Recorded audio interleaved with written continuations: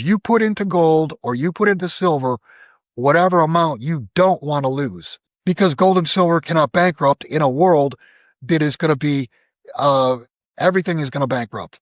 The whole debt facade is going to come down. On the 5th, breaking, Cambodia chooses China to hold gold. That's a breaking news story.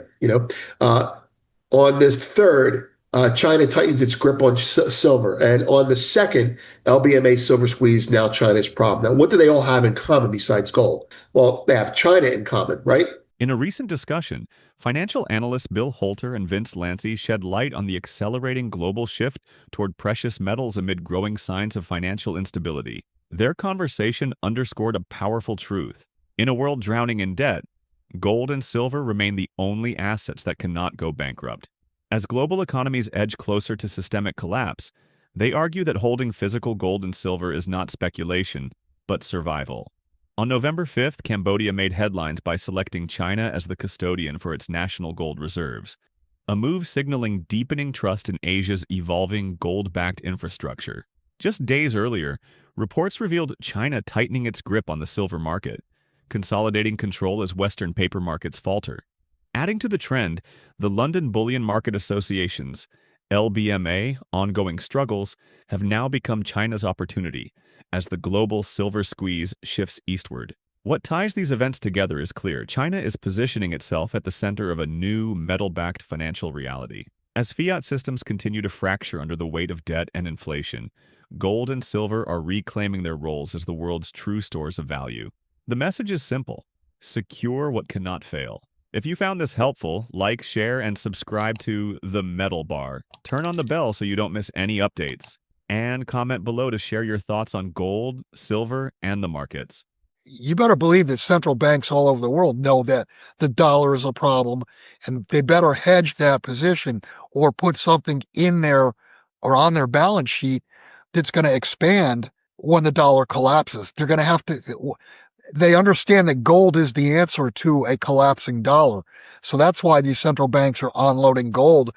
And I believe, the official statistics show that, yes, they're buying hand over fist. But I think there's a lot of unofficial buying by central banks that's not being reported. The silver is such a small market compared to gold. I mean, the same dollar has at least 10 times more power in the silver market than the gold market, because gold is so much bigger.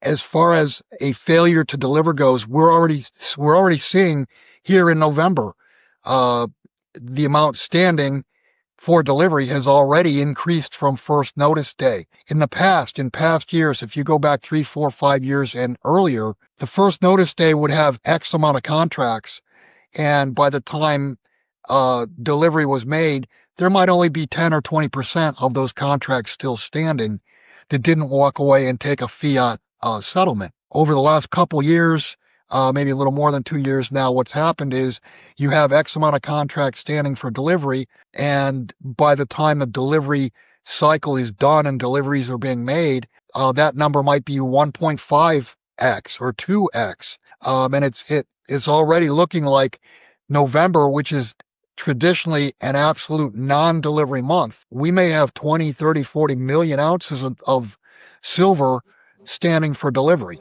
And then, of course, you've got December, which is a big delivery month. And then again, I believe February.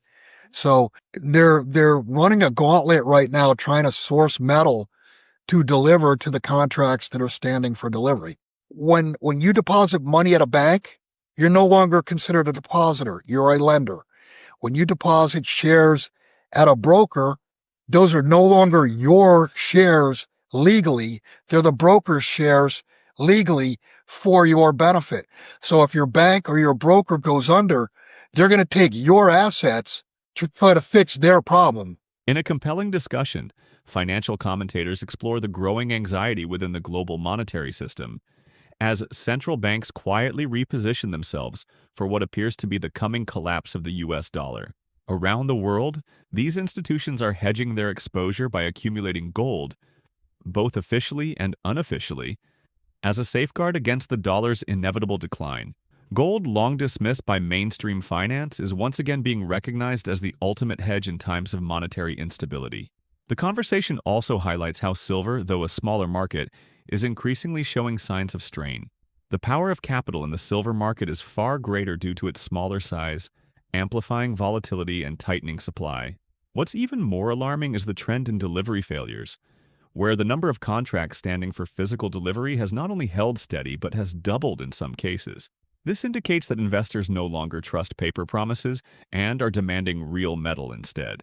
With banks and brokers legally claiming ownership of customer assets in the event of insolvency, the message is clear. The traditional financial system is running out of safety nets.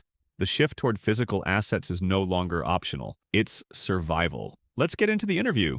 Cambodia chooses China to hold gold. That's a breaking news story. On the third, China tightens its grip on silver, and on the second, LBMA silver squeeze, now China's problem. Now, what do they all have in common besides gold? Well, they have China in common, right? If you go a step further as a news reader, as someone who reads research, they're all news stories when I wake up at 5 in the morning, right? And that's the news cycle for gold starts in Asia now. Now, why is that significant? Well, it's significant because you used to read about stories in the US looking for a kernel of something good couched in some bad stuff. And then it would go to Asia and there'd be news and you wouldn't hear about it. There would be events or there'd be pricing. I would put to you that this is another sign of the loss of control of pricing gold globally. And here's what I mean. You've heard me say this before, so I'll say it one more time. The demand went east, and when the demand went east, it started pulling supply east. And when the supply went east, they built vaults to hold the supply. And the businesses moved east with the salesmen and the bankers to facilitate trade in the area because that's where the growing wealth was. More China buying, nothing crazy, right? Europe selling at specific moments so they can get their shorts back. And then the US will do what the US does. Either they'll buy because the dollar's weaker or they won't buy because the dollar's stronger. Just saying, another mile marker, signpost, whatever the expression is these days. Next, moving to the chart. Yesterday, I had said in the morning, I said we have 1, 2, 3, 4 moments where we have a potentially new forming ledge. And I went to sleep thinking this ledge is good if we don't go down and test it tomorrow. Meaning I don't want us to reverse again because that would just be horrible, right? What I'd like to do is I said to myself, for this to be a ledge, I want this to trade the range. I want it to go up. I want someone to have sold it here and get stopped out higher. And lo and behold, we're 30 higher today, and I'm really ecstatic. So I will declare, knock on wood, this is a new ledge, right? This is a new ledge. I'm not saying we can't penetrate it, but this is a new ledge. This is a new range, and I'll throw some lines up here for you. Do I still have those lines? What happened to them? There they are. So I have new lines now. These yellow lines down at the bottom, they were from the last ledge. Here's our ledge. I would be happy if it broke it, as long as it stayed above here. I expect it to be sold at least once over here. And this is where I think the BIS echo is. Now, I'm making a big thing out of this because it's very early, but it's very similar to when this started. Oh, sorry about your eyes there. This started. Now, it may not look exactly the same to you, but I had a conversation with Robert, CEO technician, and he'll be airing that, I think, today or tomorrow. And we were talking about similarities between this and that. And he pointed out one that I did not see. And he said the 40-day moving average, I think you're looking at the 30 and 50-day. That's what I have. The 40-day moving average touched in here, right? You can see the 50 days touching there. And according to him, the 40-day touched in here as well. So you could see what's happening. You have a spike, a cap, a trading area, right? You have something that gives you a reference point. Maybe it's the 40, right? Robert's number.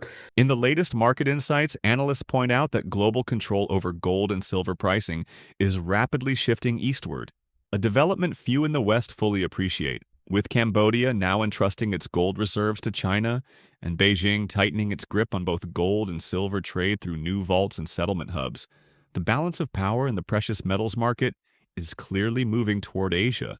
This isn't just symbolic, it's structural. The demand for physical metal has migrated east, and with it, the infrastructure, trading desks, and price discovery mechanisms that once belonged to London and New York. As the demand pulls more supply eastward, the West is left managing paper markets and price expectations, while the East quietly accumulates tangible wealth. This transition marks another milestone in the slow erosion of Western dominance over global gold pricing, what some analysts call the de-dollarization of real money. Technical charts also hint at early formation of a new trading range, or ledge, suggesting that gold may be preparing for its next breakout phase. If this structure holds, it could signal a new era of price discovery led by Asian markets rather than Western institutions. The shift is undeniable and accelerating. If you found this helpful, like, share, and subscribe to The Metal Bar. Turn on the bell so you don't miss any updates. And comment below to share your thoughts on gold, silver, and the markets.